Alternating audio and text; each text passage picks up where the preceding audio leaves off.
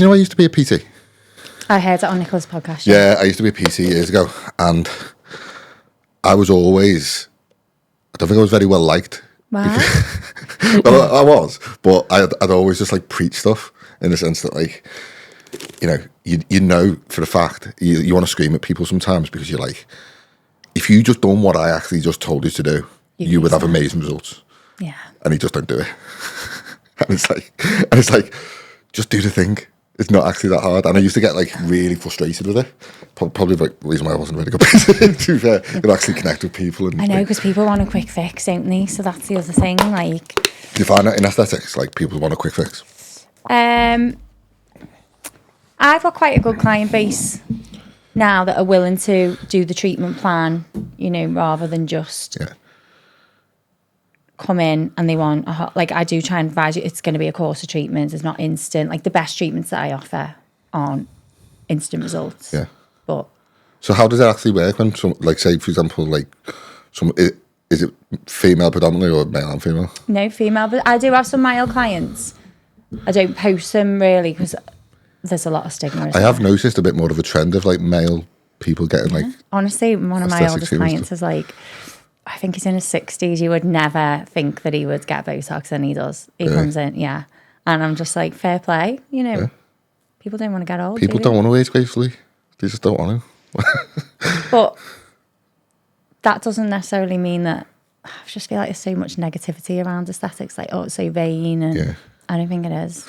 I had Emma from Cosmetic Perfection interview one of her clients for a case study a while ago, and like they were saying on that interview, and I found it really interesting actually, that she was like, when you go to gym, you kind of like, it's not seen as like this like vanity project or whatever. No, it's like you're looking after your health, you're getting fitter, you're getting stronger, you're keeping up.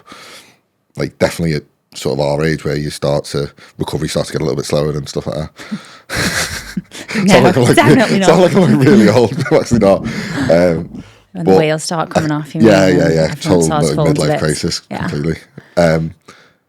But when people get like treatments, they don't actually they see it as like a fantasy project. Yeah. But actually, I've started using like loads of different skin creams lately. Have you? Yeah. I'm actually like looking after me. I've got this thing because I'm approaching 40 at the end of the year. I'm like, I need to like actually. Sounds like dead cliche. Yeah, because you do this as well. I want to actually like look after when myself. When you see yourself all the time. Yeah, I want to get my abs back, and I want to get like, I want to get me fit. Like, I want to look young and stuff. You know what I mean? I'm not actually ashamed to say it either. Like, I actually just want to do it. I think that's good. I think so. My partner, he saw a photo of himself and was like, "You need to do some treatments on me." And he's like quite happy for me to do my case study on him and everything. So I got some really good content from it, and the difference in his skin and just the way he feels. And when I look back at pictures from a year ago. He's aged a year, but his face has gone. But he's 3 months younger than me, so he's 37 now. Yeah. And he looks younger than he did this time. I mean, we've been through some periods of stress with renovations and babies and things, so I don't think that's helped. Oh, yes. We're out of that now. Oh, yeah. I was a little one. The littlest too. Yeah. Yeah, our Charles is 2 in October. It's a fun age. It's like combining that age or that period of time with running a business, doing all the other stuff. Got a 5-year-old as well. School runs, the different stages. It's nuts because you don't want to like not be present, and you don't want to be all consumed by work. And it's completely stressful. And I think I spoke to someone about this on the podcast. Actually, it's one of them where I actually went down a bit of a rabbit hole with this. It is 37, where blokes especially start to have like midlife crises now. Full disclaimer, I've never had a midlife crisis that I think of. Maybe I have. Like I've never bought a Lamborghini or like not yet. Give the podcast another year, you'll be pulled up in a soft top. But you definitely go through this period of like reflection where you're like, I'm too old to do certain stuff that I was doing back in my 20s. Yeah. I mean, some of the stuff I'd be mortified if I'd done it now, you know what I mean? Yeah, I think that now. Looking back. Some of the stuff that we used to get up to. Me in my 20s. Well, I had my eldest at 21. Yeah. So that changed my life. But before that How many period, have you got, sorry? 4. 4, amazing. 4 kids. Yeah, so pre my eldest. And was that, like, sorry to, I don't mean to pry, okay. is that a good thing that you had a baby young? Yeah. Or relatively young. It is, yeah. I mean, I'm a very different mum now to the mum that I was at 21. Yeah. Obviously. One of my best mates had a kid when he was 19. So Sienna must be 18, 19 now. And I remember being a baby. But now he's like 38, 39, and he's like, do you know what? I'm still quite young. Yeah. Well, I've done it all. Yeah. So I did 21. My eldest just left school, and my youngest is 2. And I've got 2 in between. So I'm just hitting every stage. Yeah. So I'm just never going to have that freedom. I'm just going to be... So I've been like a young mum, and I've been an older mum. I would say being an older mum, I don't know whether, you'll probably know this, but when you have more than one child, you don't rush the second one, do you? No. The first one, you like crawl, walk, do this, do that. And then all of a sudden it's got like he's just left school. And I'm like, what? Like, it was really emotional. I just cried for days. So with the other 2, I'm like clinging on to every single stage. Yeah, I get it. It's very different. Parents. Yeah, Charles, like our younger one, I tend to find his whole life experience is completely different to what Harry's was. Yeah. Which is... And they are only, a couple of years? Yeah, 4 years between, but like 3.5 really between them. So it was one of them, like Charles just literally just copies everything he does. Literally just That's copies. The beauty of having... So my youngest one. But Harry had to kind of find his own way, sort of thing. Yeah. He was potty trained before he was 2, just copied everything the older, because there's only 15 months between them, my youngest 2. Wow. So he was just like, he's so advanced. He always has been. He's still 2 now, and everyone's like, I can't believe he is 3 soon. Yeah.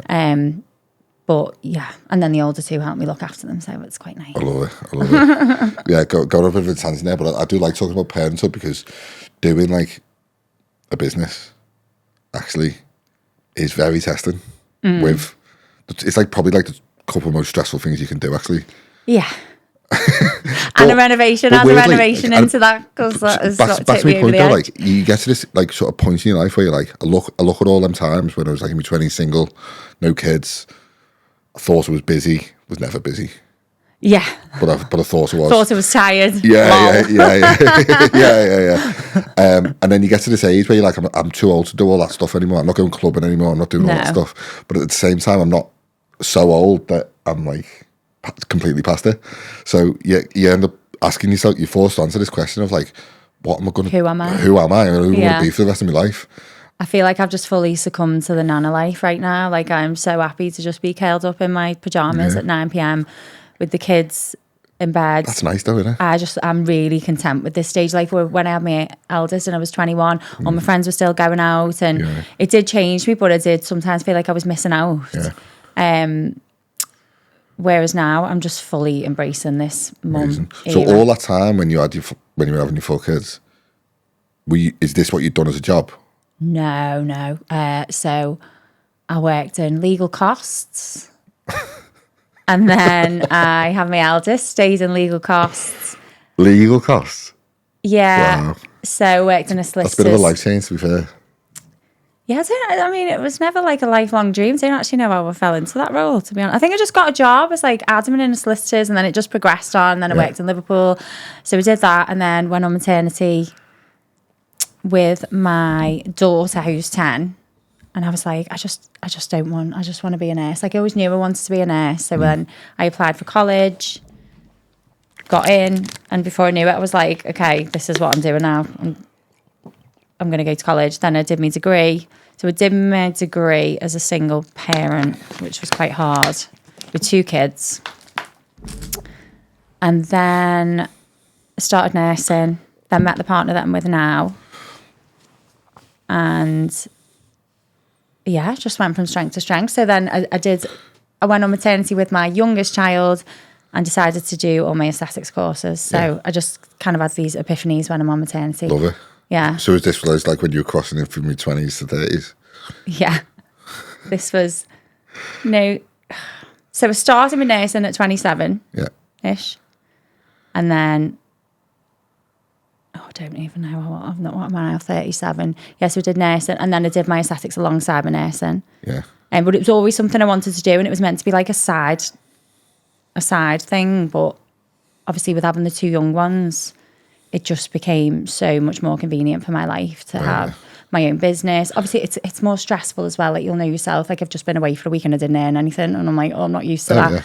But in terms of like being able to pick the kids up from school, drop them off, sports day, I don't miss a sports day. And I know those sorts of things that are just, I'm never going to have this again. You don't get them back, yeah, so that's really nice. And Christmases as well. So when you're a nurse, you don't always get Christmas off and things like that. So that's a massive perk. Yeah, I get it. I mean,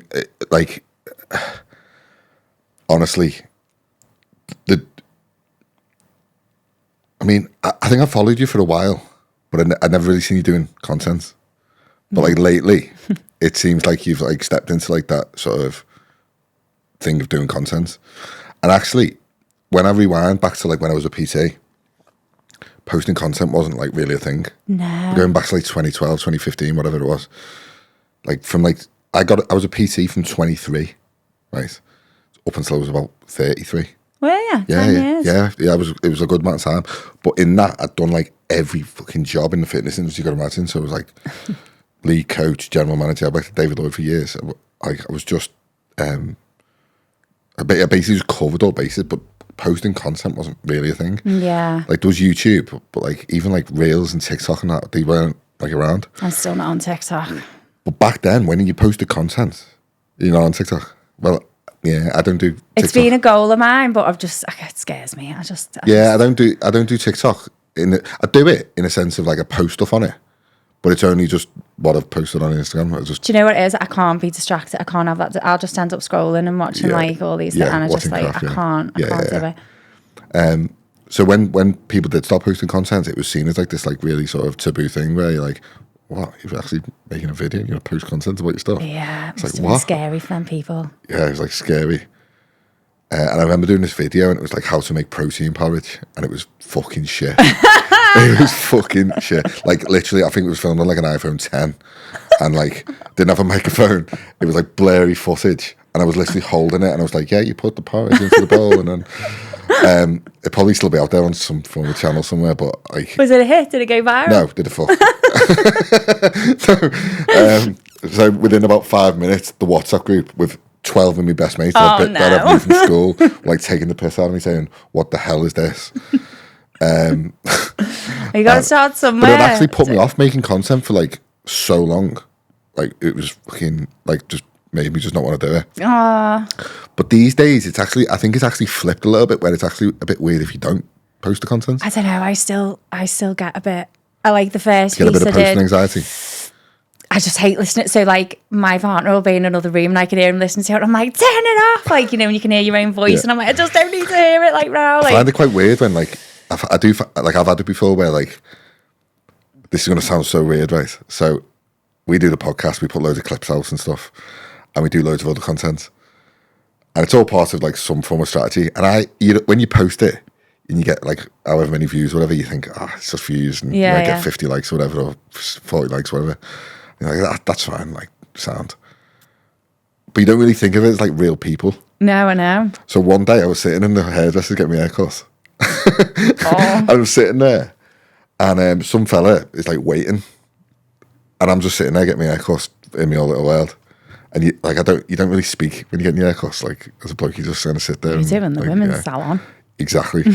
So this guy who's sitting there behind me must have been scrolling on Instagram, and I could hear my voice. I'd die. And I was like, oh my God. Did he know it was you? Do you reckon he did it on purpose? He must have been like, hey, listen to yourself. You still do what I do, because I'm still like that now, and I've been consistently posting content now for, I don't know, quite a while actually. I'll never forget the first bit. Oh no, I can't. Honestly, it makes me go, oh.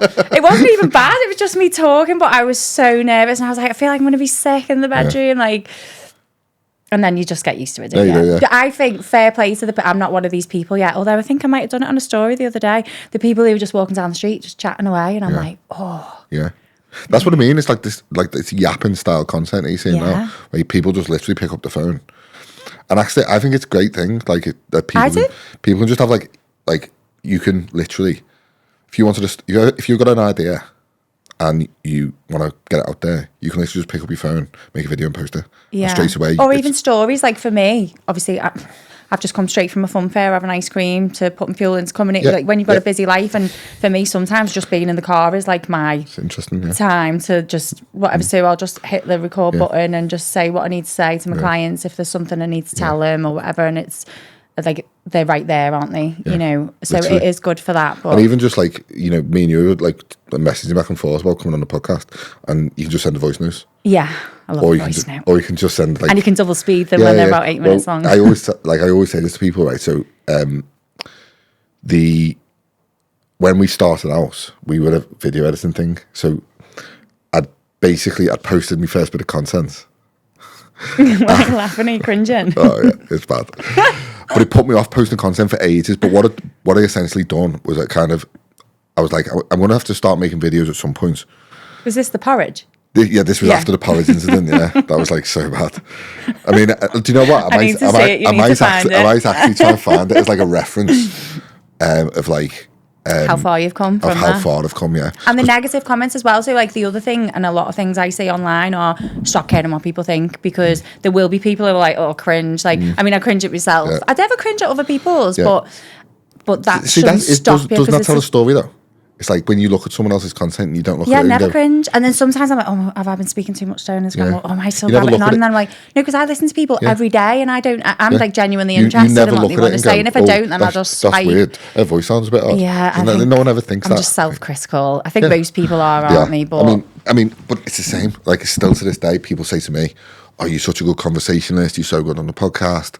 I'm like, well, it is like 7 years worth of practice. Like, this doesn't naturally happen. Yeah. I was making protein porridge with iPhone 10. Look at my group chat. But for like 3 or 4 months after that, I didn't post any content. And back then it was Instagram TV. It wasn't Reels. So it was like Instagram. Yeah. Got a bit of beef with Instagram really, because Instagram basically is made up of all the best elements of all the other platforms. So is the Reels come from TikTok? Reels come from TikTok. Stories came from Snapchat. Yes, I remember that. I used to love Snapchat. The Explore page came from YouTube. And it's all just kind of meshed together. And Instagram doesn't have any original ideas. I know, but it's got the best bits all in one. It's a one-stop shop, isn't it? It's basically made all the best bits from all the other platforms better. And that's why it's so popular. But back then I was like, I didn't make any... So basically what I'd done for that 3 months was like make videos in private, didn't post them. And I say this to people sometimes, practice in private. Oh, no, because then you've got to watch them back. Oh, just record it and after about 3 months, I had a video every day. And all I would do, literally, right, Casey, this is so funny. I would literally set the tripod up in front of me with a coffee in the morning, and I'd literally just speak me day. Be like, right, today I'm just going to go to the gym, I'm going to make some content, I'm going to do this, blah, blah, blah, blah, blah. And I'd just speak for like however long. And I noticed over the next few months that my speaking voice was generally getting a bit easier to listen to. What are you listening to it back? Yeah, and I was just saying less ums and ahs. I was actually speaking a bit more. Easier. And still to this day, when Josh films me doing content, I'll show you the outtakes. It's like, I'm literally just like, for fuck's sake. I know, but you're in control of that, aren't you? So that's what I was saying, like coming on a podcast is much more daunting to me, because when my outtakes, I'm like, blah, blah, blah, blah, blah, blah, blah, oh, whatever. Isn't it funny though that you, like, because we're just having a conversation, you haven't done it once, but now there's still time. So, and then after that, I started like making content, but I started doing like funny style content. Yeah, like just like weird video edits, and like it was like just funny stuff. Was that on Instagram? Yeah, this was like a few years back now. Like probably like 2019 actually. And I started doing video editing for the gym that I was in at the time. And then they started asking me to do their socials. Well, that's good. While I was PTing. And that was like November 2019. Then COVID hit. So straight away I was like, for fuck's sake. That's a good time. So I was charging them I said to Chris in the gym, I was like, I'll charge you 200 quid. I'll edit your videos and I'll do your social. I'll just post it on social for you. So literally I was like editing videos and then posting it. Editing, posting. And that was our whole business. And off the back of that, by the end of COVID, I had like 5 clients. And I was like, editing. It was literally, because I couldn't film anything, they would just send me footage. I'd edit it and post it. And it was just like, right, I could get used to this. I could get used to doing this. And it was cool. It was like a really cool thing, actually. So it gave me time to practice, but I wasn't making any money from it. Yeah. So it was more like a hobby at the time rather than a business. But as a result of that, I was like, right, I can edit the videos. I can do this stuff. And then one of the videos that I posted, this was after like, I mean, if you go on my Instagram later, just scroll right the way back to like 2019. Yeah. And you'll see it was me just speaking videos. I need to see the house. porridge one now. It was shit. They're all shit. But you'll see how far it's come. You'll just see the difference. And I was like, okay, I can edit the videos, I can do it. I'm going to start creating content and posting it. And then one of them got like 850,000 views. And it was me doing a video. And I was like, did you know that if you double tap the Apple on the back of your iPhone, that it'll take a screenshot? Or you can set it to whatever you want to do. So it'll open your camera and you just double tap the Apple. Can you really? Yeah. Oh.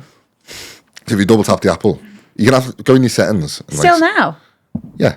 So if you go in your settings, you can just double tap the Apple and it'll do whatever, you can set it to whatever you want to do. So it'll open your camera or it'll open Instagram or it'll take a screenshot. I think it's like defaulted to like take a screenshot.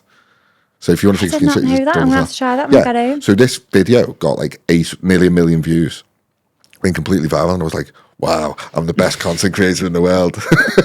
This is it. Yeah, this is it. But like, I'm set. Nothing happened. Getting that Ferrari. But what it did do, what it did do was give me the confidence to actually just continue creating content. And then after a while, you just kind of lose that. Like people who kind of like take the piss a little bit, just kind of stop taking the piss because they can't be asked. It's like taking the piss is not going to stop you doing it. So. Well, so your friends would not write it in the group chat. But I think what happened was, because a few of them have got business as well, they kind of realised, I've got to start doing it as well. So I would say as well, like, the thing that really annoys me is trying to work out this algorithm thing. I've given up now. I'm like, do you know what? I'm just talking to my clients and anyone who's interested will... So would you say that all your clients are on the Wirral? No. I've got, not all of them, no. So I've got someone from Warrington. I've had 2 people from Tarporley. Oh, lovely. Posh. I do some people down in Suffolk as well. See, right. So, you don't need to go viral. No, I don't want to. Like, basically, again... It's not my goal. If I do, whatever. I'm making an assumption, right?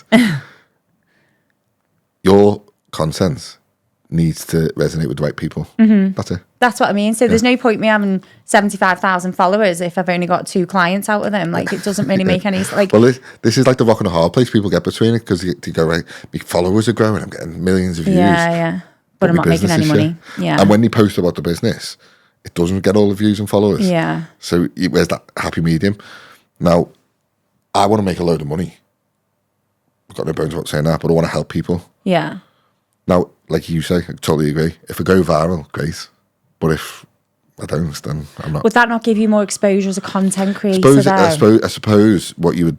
I suppose it's good social proof in a way. But I know, like, me and you could go outside now and make a viral video quite easily. Like, it's not that hard to do. Do something stupid in the middle of the street. You know, we done this thing once where it was like, we got like a mystery box, and we went up to people and was like, do you want to have 50 quid or a mystery box? What was in the mystery box?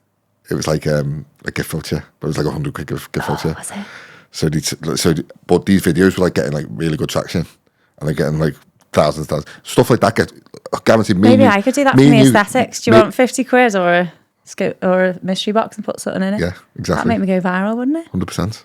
Because it's that element of mystery. Like, content tip for you, leading up to like Christmas, when you get really busy, do that. If you're happy to give away like a really good, because that style content will get in front of so many people. Now that's great because that's specifically about your business. Yeah. And it's good fun, and it gives that bit of curiosity of what's in the mystery box. That's why it goes viral. That's quite cool, but, so when you do that, you cast the net nice and wide, see what you can pull in. But it's all specific to you. Great. But if you're just making like videos of like random stuff just to get views and it's not really about anything, then... No, I think at the minute what I'm focusing on, so obviously I'm only about... That is actually a good idea for you, by the way. I might do it. See me at I'm Christmas. I'm gonna send you a message. In November. Get your mystery box ready. Where is that mystery box? Just do it. Just go to a random person, a cafe or something, and just be like, Just one person. yeah. If you went to like a busy coffee shop or something, I'd take the money, I think. and you. So if you, all right. So if you were sitting in the middle of, I don't know, Costa Coffee or something, and you didn't know who I was from Adam, and I came up to you and said, "Would you have 50 quid or a mystery box? What would you pick?" I'd say cash. Would you? Yeah, would you? You don't know what you're going to get. I might offer you a skin boost and you might not even be able to medically be allowed it. And then you're like, oh, that was crap. You know, you kind of get it though. It's like it was like a girl who like you knew that she was kind of into it. Yeah. Sure. Or like a gift voucher for my salon. Yeah. That'd be quite good, wouldn't it? Yeah. Do £50. No, because now it's not a mystery because we're putting it on a podcast and everyone's going to know what's in the box. We're gonna have to change we're gonna have to change the prize. Change the prize. Yeah. Change the format.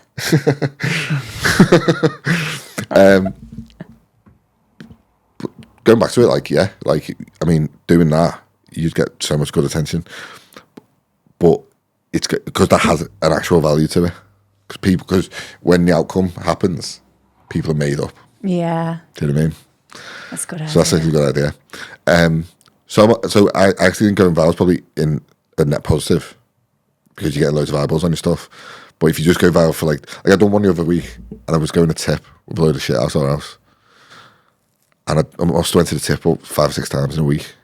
And I just done a video. I done a video in the tip and it was like, it was so hot that day. I had my top off and everything. And I was like, there must be a correlation between heat waves and visits to the tip. Why? Because everyone gets outside and starts sorting stuff out. And it was busy. And it got like 50,000 views. Did it? Yeah. I know, that's all I said. Bloody hell. And it's because people just resonate with it. I'm like out there trying to educate the public and all I need to do is go to the tip with my top off. Well, that leads me on to like what you do. So for anyone who doesn't know, who might be watching this. Kind of jumped the gun there, haven't we, a little bit? Do you know what? I like it though, like going off on a bit of a tangent. Revive aesthetics. And wellness. Have I said that right? Revive aesthetics and wellness. Love it. Love it. So tell me a little bit more about that. So it's a business I set up. Initially, I was just doing aesthetics, so I'm a registered nurse, set up Revive Aesthetics and Wellness. I always knew there was going to be a wellness element to my business, and it was just trying to find my groove with what was working. So I'd say for the past year or so, I have kind of found my little niche, which is people associate aesthetics with filler and changing your face and everyone looking the same in a certain way, and that's very trend driven. Mm-hmm. So for me, that's not what my aesthetics is about. It's about aging well. It's about making you look like the best version of yourself and how we can get you there. And that is mainly like regenerative treatments. I do offer filler. I probably talk more people out of filler than I do filler. Really? Yeah, because there's so much more options out there. And filler is great. Like, it is a really good treatment for like restoring volume and things, and it definitely has its place. But there are other treatments, and I feel like that's just kind of the angle I go with it, more regenerative treatments. And my message has very clearly become the treatments will complement what you do outside the clinic as well. And your best results start outside the clinic. So that is lifestyle. And I'm not trying to preach, but if you want to age well, which is, you know, we were just talking about this before, you're 39, I'm 37, things do start changing, your anatomy changes. The best things you can do are, it sounds so basic, but your sleep, managing your stress, maintaining your muscle, and just keeping a fit lifestyle. Yeah. Which is difficult, I know, for a lot of people in our age because of all the things that we have going on, but that is going to age you so bad. I actually used to say that as a PT in a sense that, like, you're not going to go on anything. Like, lads used to say to me, I've never took steroids or anything. Like, I'm completely clean of all that stuff. And I'm not, like, even necessarily against, like, peptides and stuff. I'm not necessarily against it. But I was like, if I get me sleep right, if I get me nutrition right, if I get, like, enough protein every day, if I get enough fruit, veg, carbs, water, all the rest of it, and do all that stuff, shouldn't need it. And I never did. So I was always quite proud of myself for that, because you do get like tempted and like put it in your face through other PTs and stuff. In that industry, and when you see people like skyrocketing and you're like, oh, look at their progress, and look how they're bouncing. You know, I used to do CrossFit, and you see it quite a lot in CrossFit. You're like, that person's absolutely flying, their strength, their everything, their recovery, how are they training that And it hard? actually became a bit more prevalent with girls as well, which was like, I never thought I'd see that. And it's kind of the same thing. I used to say to my clients, like, you can't, like, don't go to doctors, don't go on like antibiotics or anything. Just make sure you're doing all the basics right, and then whatever gaps you got left after that, then you can start to like fill some gaps with certain like whatever you need, like supplements or stuff like that. But I'd never push anything on anyone, because most of the time when you were like 85% there, it was like, oh, this is sound. This is working for me. And I suppose that's the same. Like, and I used to fall into like, I used to get really frustrated because there was like a lot of myths that I knew weren't true, and I knew weren't like, I knew they were like hampering people, and I get like really frustrated with it. Is that the same in like your game, where it's like lots of like myths and misconceptions and stuff that people fall into? Oh, so many misconceptions. Like, I'm trying to think of the main one. Do you know what? Sorry to interject. One thing that I always thought when it comes to like facial treatments and Botox and all that kind of stuff was it shouldn't. I don't know if someone said this to me or whether it's just my own thought. It's when you have them treatments, it shouldn't look like you have them treatments. Is that? It shouldn't look like you have them treatments. It's almost like I've had some Botox, but it shouldn't look like I've had Botox. Yeah, so that's the aim of the game. Basically, nobody wants to look like they've had work done. Yeah. Well, I say nobody, I'm speaking very generally there. Some people might want a full face transformation, and that's fine. That's not what my aesthetics does or promotes. Because again, that's very trend driven, and that's what I try and stay away from. Like for example, we were looking at pictures the other day, and my 16-year-old was like, "Mum, you've ascended since you were like in your 20s," because he's all into this looks maxing thing and whatever. And I was like, "Ascended," and he was like, "Yeah." He was like, "You just look so," and I'm like, "But it was trendy to have thin eyebrows, and no one had lip filler or eyelashes and that. So you think I've ascended, but that was just the trend, and things change, don't they?" But I would never look at like take this as a compliment. I would never look at you and go, "You've had all that." I don't have loads though. So I do Botox, lip filler, skin boosters and polynucleotides. That's where I'm at the minute. That's that might change. I might get some polylactic acids. I definitely think as well. Compliment to, shout out to all the 35+-year-olds. I actually think people do get better looking as they get older. Do you know what I mean?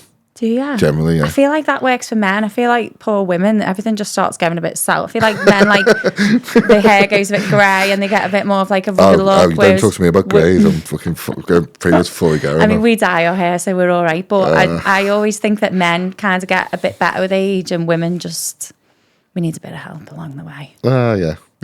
But it is getting more prevalent that men are getting these stuff done. I've noticed it loads.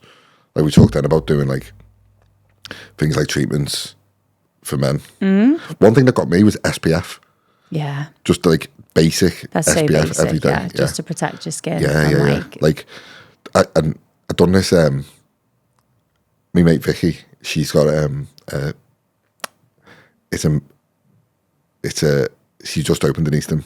It's like she does all the stuff like, skin treatments. She's got like medical doctors in there doing like vagina reconstructions and penis reconstructions and stuff. Gosh. So it's all like, it's heavy stuff. Like, do you know, after women have give birth and stuff like that? Yeah.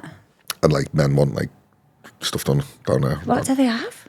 Like penis reconstructions and stuff like that. Do they? Yeah. They have loads of stuff going on. I've never heard of it. Yeah, it's mad. And there's loads of different procedures, like hundreds of different procedures.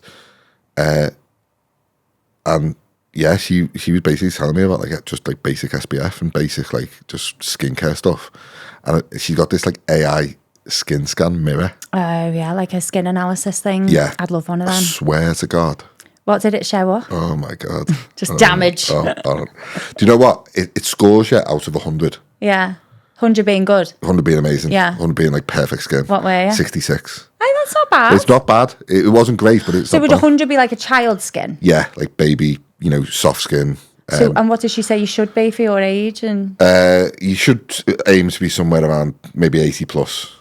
But I was I'm going to have to go to her. So there was definitely stuff, but I basically, so we were doing content with her, and I said, give me the skin scan, and off the back of it, I'll do like a bit of like a content series for you around, me doing the treatments off the back of it.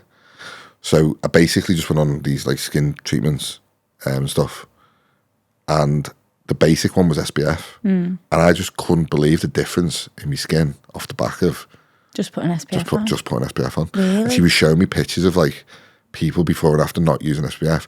You get to like 50. I swear to God, like if you get like, we'll be 50 in 10 years.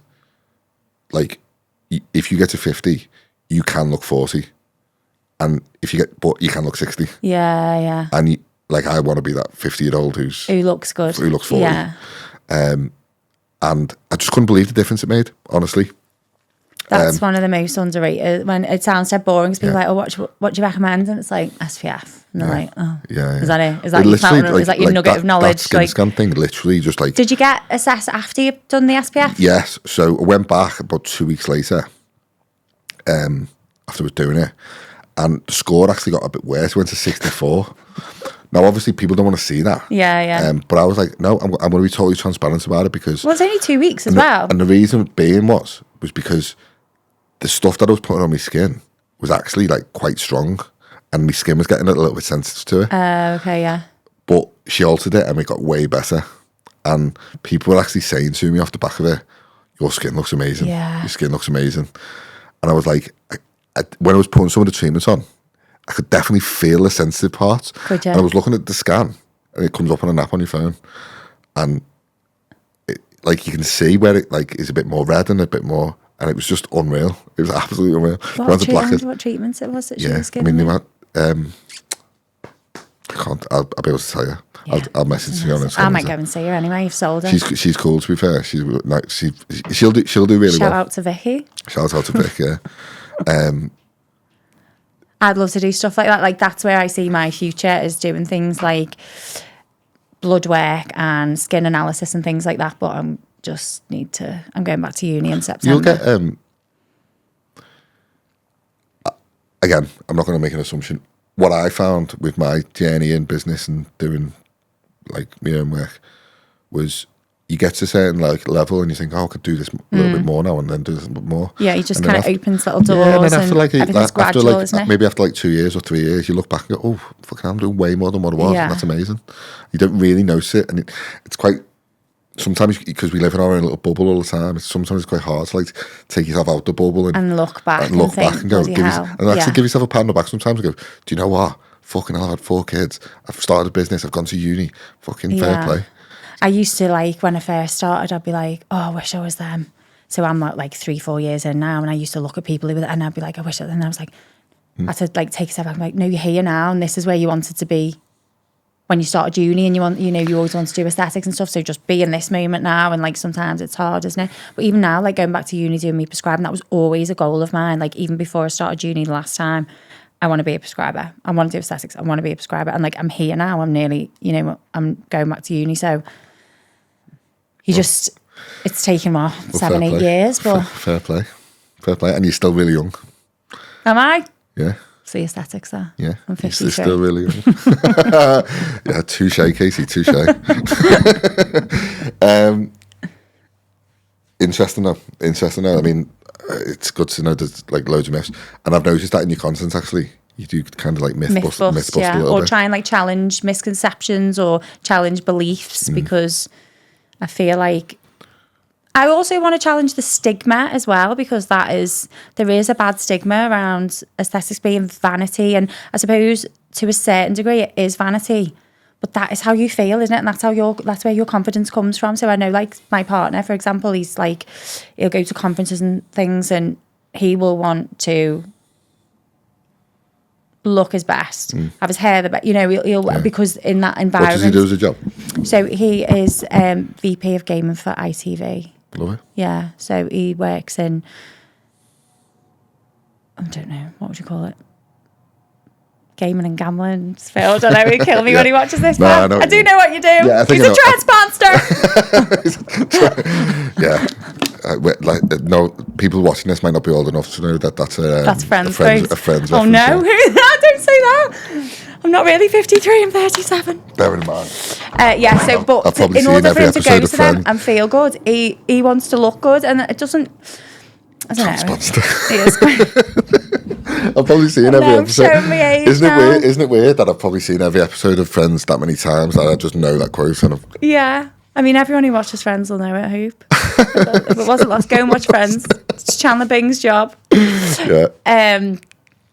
Yeah, so back to Imagine you're as like the Monica Geller. crazy one, yeah. And my hair goes really frizzy Really? when I'm sweaty, yeah.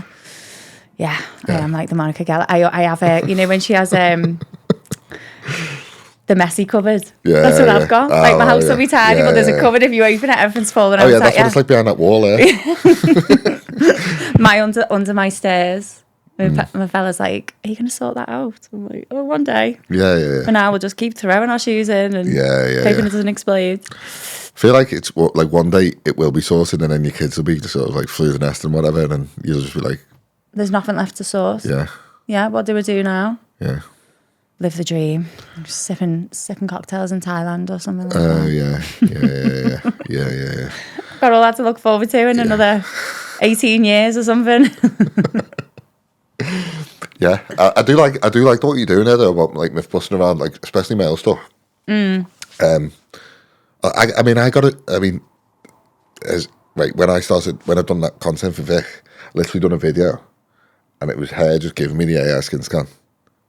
And it was, and people, and then I had lads messaging me, "What the fuck are you doing?" They're dead interested, them, aren't they? Yeah, but really, it's interesting. Yeah, really. So my fella, I did all his, and he put it in the group chat. So there was a big difference, like there's big before and after of his skin, and they were all like, "Wow, that looks amazing." Like a few of them private messaging, like, "What have you had?" and all that. And I was like, "I'm lucky because I've got him," and he was my first ever Botox. Really? Person I did Botox on, yeah. Oh. And I remember counting down the units. He was like, "What are you doing? Please don't do that." And I was like, "It's fine." But I was like shaking, put the Botox in and it's like my little guinea pig. That's so cool though. Yeah. So he's like, "I can't believe you do this and you haven't done one treatment on me. Look at my skin." So we've managed to get him to a good place now. But yeah, all his friends were like really interested in it. And I feel like, yeah, I've had like males come to me for consultations and been like, "I don't want anyone to know." And because there's downtime, obviously I'm putting needles in people's faces, isn't it? So that's a big thing that puts people off. I've had a couple of males who haven't actually booked in but really want stuff,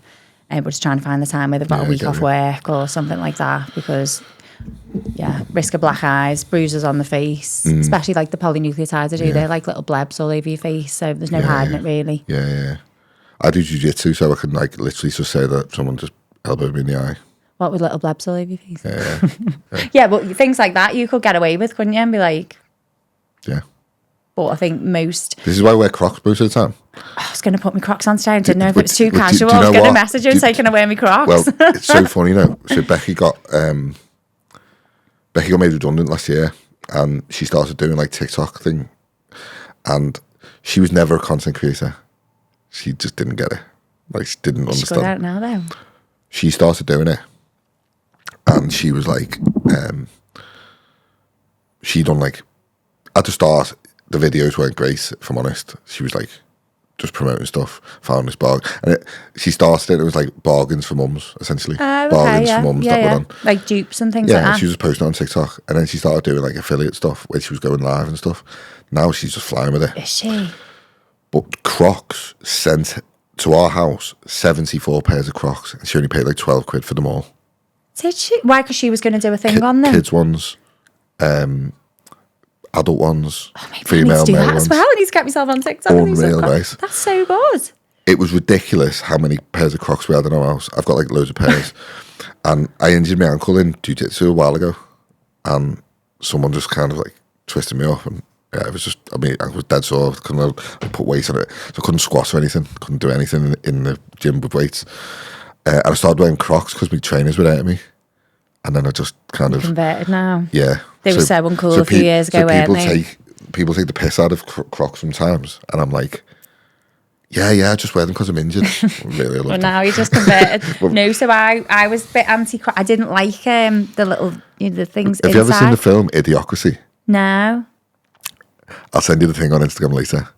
So the film Idiocracy was brought out in like 2001, right? Who's in it? I can't think. I can't really remember what the film is. But essentially the premise of it is basically everyone just turns to idiots. And they dress like idiots, and they just act like idiots, and everyone just turns to idiots. And there's a thing in it where they dressed all of them like absolute idiots, and the fashion like person on the set was like, well, what if in like 5 or 10 years time the clothes that they're wearing become like really fashionable? And they were like, no one will ever wear the stuff that we've put them in. It's fucking ridiculous. And you look in the film and they're all wearing Crocs. Is that what it is? Yeah. Yeah, they were very uncool a few years ago. Uncool, yeah. I love them now. All the kids, my kids have all got them. Especially in the... I wish I'd have known. I should have messaged you and asked. I had mine on today when we were at the fun fair. Yeah, I mean, it's very upmarket, this podcast. So. I know. Crocs. Now I've put my Sunday bests on. Oh yeah. I do love my trainers as well. I went through a bit of a phase when I was a PT of like collecting Nike trainers actually. Did you? Yeah. Still like loads in boxes. I thought they were like collectors. Why can't Becky do some stuff on that? I thought they were like, well, she sold like all the Crocs. On Vinted? On Vinted for like 35 quid each. She made a fortune, yeah. Love Vinted. Yeah. I absolutely love it. So she's like a bit of a wheeler and dealer now, yeah. Thing I don't like is when people try and haggle you for like 50p or something. You're like, oh, come on. Yeah, like, when you go to like a car boot seller market, people are literally walking around like a bag of 20p's and like throwing it at you. Oh, I didn't even know car boots were still a thing. Now Vinted's yeah, especially. Vinted's out there. Oh yeah, Vinted. People, do you know that people are getting taxed on Vinted though? Yeah, anything over £1,000, isn't it? I think people are just closing their accounts down and starting new ones and stuff, aren't they? It is ridiculous, though, isn't it? It's ridiculous. I think Facebook Marketplace is the same as well. Is it? I think so. Yeah. Don't think you're allowed to earn more than £1,000, and you're not allowed to have cash in your house. I've got a really good road bag there that I want to sell on Facebook Marketplace. It's like you probably get like 600 quid for it, and I'm like, not sure whether to put it on because I want to pay a tax on it, like. Not for 600 quid though. No, but like if you have other stuff. With all the other stuff, yeah. I don't know. Look into it. I might have just misquoted something. No, to be fair, you're probably all right. It's like, just something I've heard. You're probably all right. To be fair, all very interesting what you say though. So one thing I talk about all the time is ideas, big ideas, because the common denominator between everyone we work with, clients, people who start a podcast in here, people who do social content in here, businesses across the Wirral, self-employed people, is the ones that are the most successful have really big ideas. And I had this idea to bring like Wirral businesses together and people who self-employed together and do more collaborative stuff, hence why I've invited you here. And I went down this rabbit hole and it was like Wirral Council, Wirral Chamber, bit of AI, bit of Google. I discovered that there's 11,000 businesses across the Wirral. But because like, you know, Bromboro's quite a big place, Heswell's quite a big place, Wallasey, Birkenhead, West Kirby, but they're all quite like separated from each other. Yeah. And I think because of that, like there's loads of collaboration that could happen. But it doesn't really happen because everyone's just kind of in their own little bubbles, you know, and everywhere. Whereas when you go to like Chester or Liverpool, you kind of see the same people flying around different groups and stuff. Yeah. And I think there's a lot more collaboration that happens. Now, of that 11,000 people or businesses that are like in business, a lot of it is like self-employed people and small businesses. And I was like, where are they? Where are all these people? So I've made it like a one-man mission to like find them and like give them a platform because there's so much cool stuff going on. Yeah, so I made it like my one-man mission to like bring these businesses and people together. And like, as you can see from the signs on the wall, I've had quite a few people in here now. Right. And everything's just got kind of better because of that. Like things are closer to home. Everything it needs within sort of like 3 or 4 miles of my house. Yeah, that's like, good. Yeah, I live in Bromberry. Like, oh, do you? So this is literally on your doorstep. I live in Bromberry / Eastham, yeah. So everything's on my doorstep. People don't mind getting here, even if they're from like North Wales or Chester or Liverpool. Yeah. Loads of cool stuff happening across the Wirral. But the common denominator between all them people who were seen that were like kind of like really doing what they wanted to do and successful in their own right was they had big ideas. So the question I've got for you is, Casey, what's your big idea?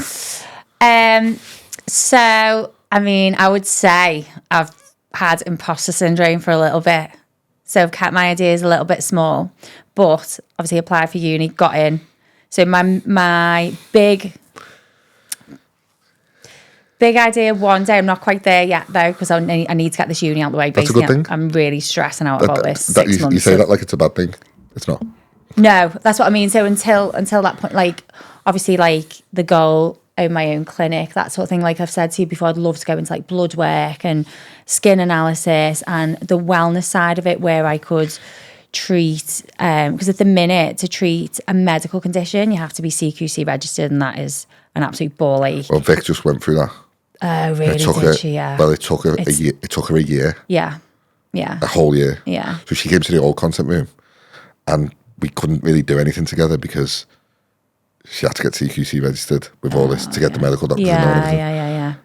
Anything anything treating a medical been 2 years, condition. That's what it is. So like I offer wellness injections and things, but they are like a supplement. They're not to treat a deficiency. So anyone who messages me, I had someone asking, can you do an IV infusion for vitamin C? And I'm like, no, that would be a deficiency. Like I can't do that.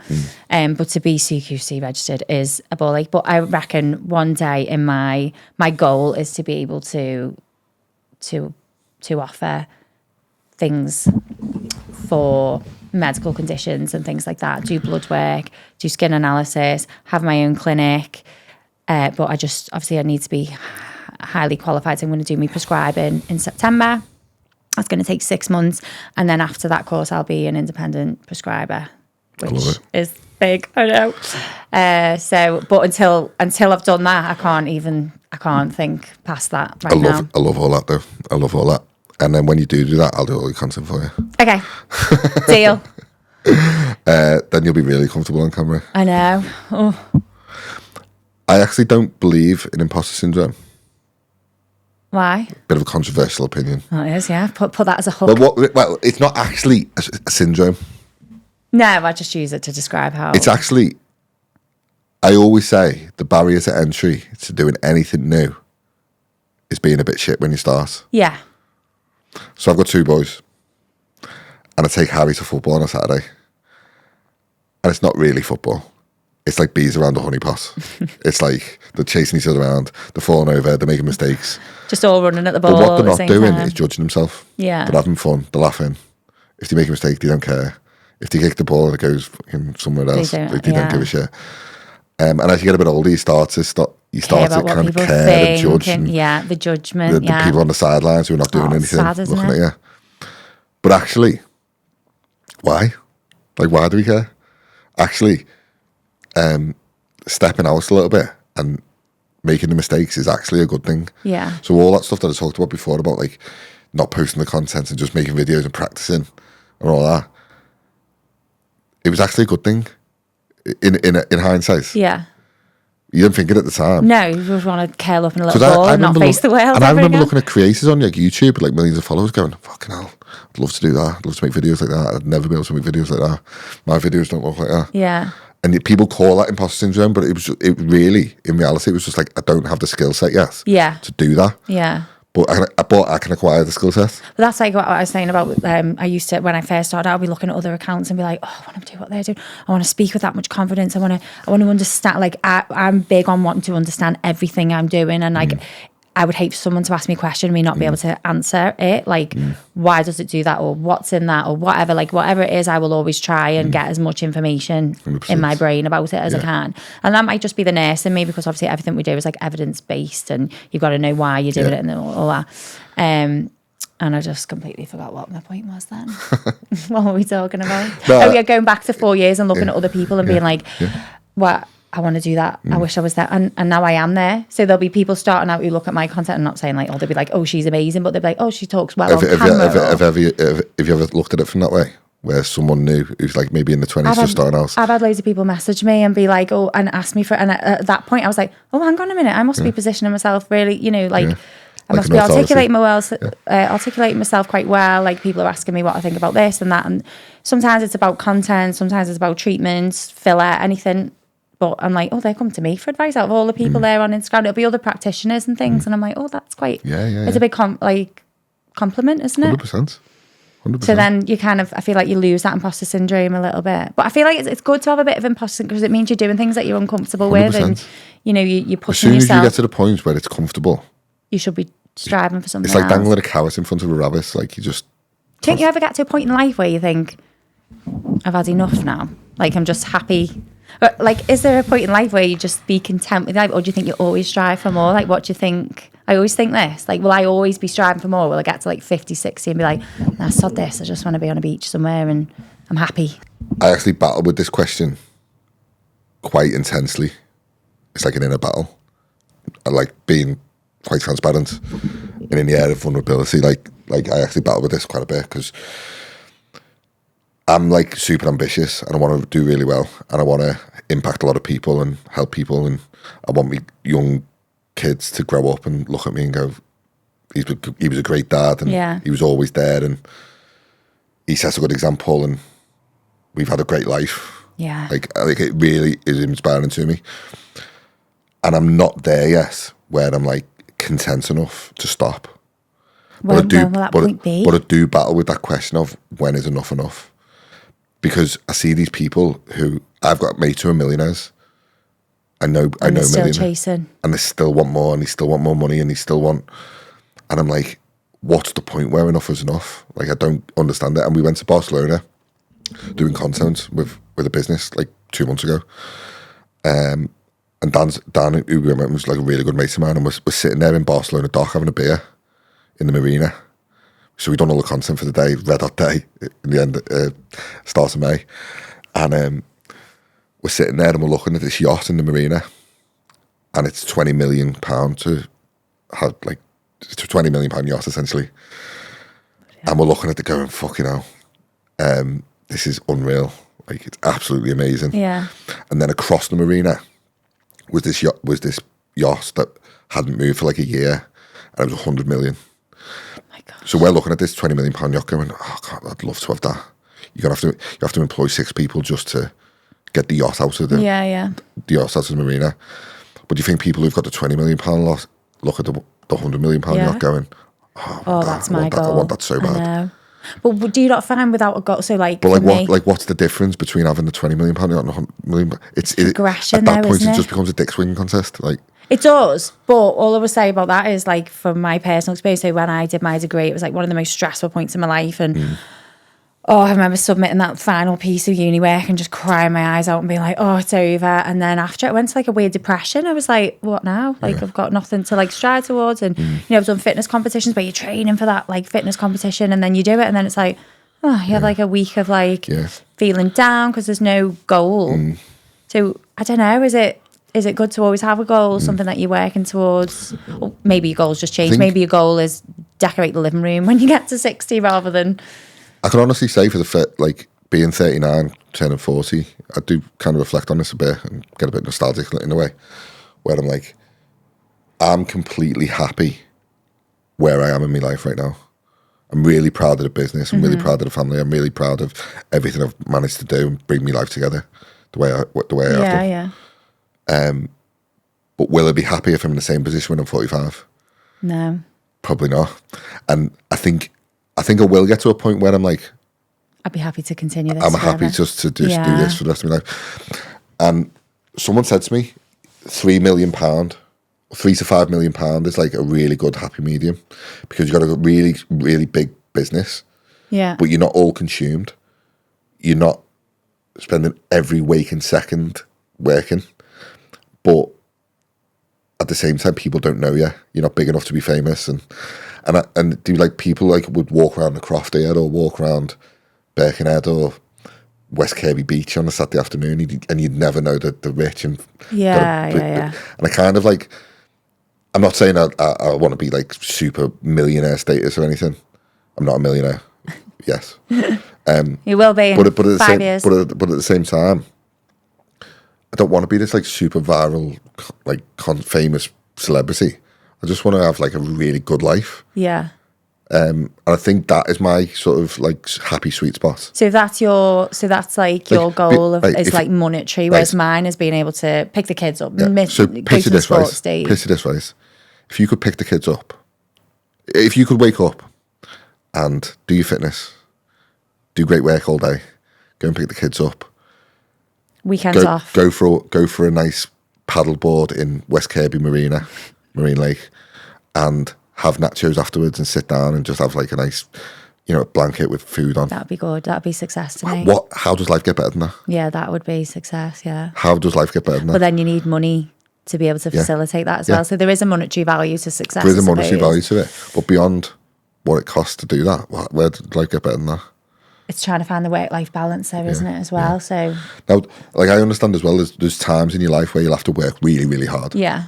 And you have to just get your head down and graft. That's what I'm thinking. September, when I go back to uni, I've been told no life for 6 months, and I'm just going to knuckle down and just think it's 6 months, it's 6 months, it's 6 months. And you can do that quite easily. You just go, no social life.